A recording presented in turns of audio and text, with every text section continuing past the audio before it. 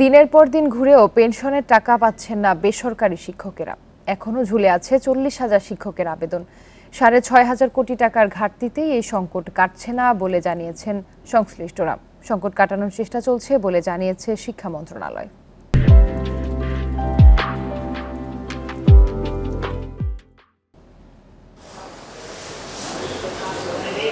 বেসরকারি এমপিওভুক্ত school, college এবং মাদ্রাসার শিক্ষকরা চাকরি শেষে অবসর ভাতা এবং কল্যাণ ভাতা পান। এখন পর্যন্ত অবসর সুবিধা বোর্ডে 40,000 শিক্ষকের আবেদন জমা পড়ে আছে, আর কল্যাণ ট্রাস্টে আছে 20,000 শিক্ষকের আবেদন। সেই সঙ্গে প্রতি মাসে 2,000-এর মতো আবেদন নতুন করে জমা পড়ছে।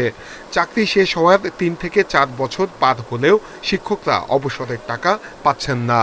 চাকরির পরে নগদ টাকা পেতাম, আর টোটাল টাকা স্টপ। আমরা তো বেসরকারি। কষ্টর মধ্যে আজকে 3বার আইলাম এই অফিসে, এই অবসরে টাকা কথা পাবেন। অসুস্থ হওয়ার পরও পাওয়া যায় না এই টাকা, এমনকি অনেকে টাকা না পেয়েই মৃত্যুবরণ করছেন। দিনাজপুর থেকে আসতে যেতে যে ভোগান্তি চলতেছে, তারপর অর্থনৈতিক অবস্থা খুবই খারাপ আমাদের।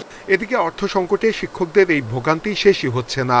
এখন পর্যন্ত কল্যাণ ট্রাস্টে 2,500 কোটি টাকা ঘাটতি রয়েছে, আর অবসর সুবিধা বোর্ডে 4,000 কোটি টাকার ঘাটতি রয়েছে। এই টাকাটা যদি গভর্নমেন্ট আমাদেরকে দেয়, আপনি যে কথা বললেন, আমরা 2 থেকে 3 মাসের মধ্যেই আমরা চাই আমার শিক্ষকরা শেষ জীবনের টাকাটা তারা চাকরি শেষে পেয়ে যান।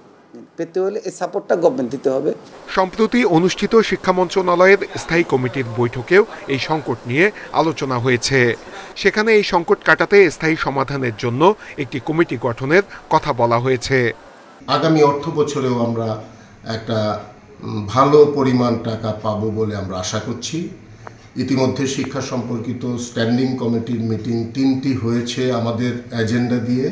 এদিকে অবসর ও কল্যাণ তহবিলের ঘাটতি পূরণে একদিকে যেমন শিক্ষায় বরাদ্দ বাড়াতে হবে, অন্যদিকে স্বচ্ছতা নিশ্চিত করার আহ্বান শিক্ষকদের। মানসম্মত শিক্ষা নিশ্চিতের মূল কারিগর শিক্ষকরা, আর বছরের পর বছর ধরে অবসর ভাতা পাওয়া নিয়ে শিক্ষকদের জটিলতা কাটছে না।